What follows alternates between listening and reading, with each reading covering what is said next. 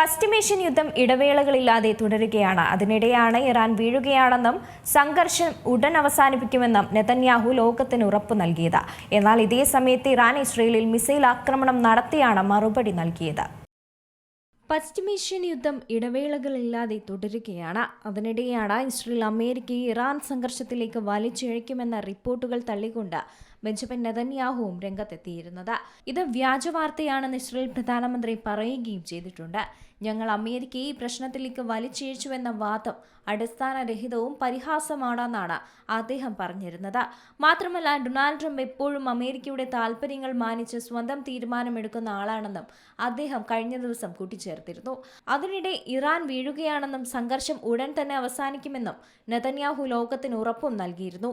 എന്നാൽ ഇതേ സമയത്ത് ഇറാൻ ഇസ്രയേലിൽ മിസൈൽ ആക്രമണം നടത്തിയാണ് ഇതിന് മറുപടി നൽകിയതും.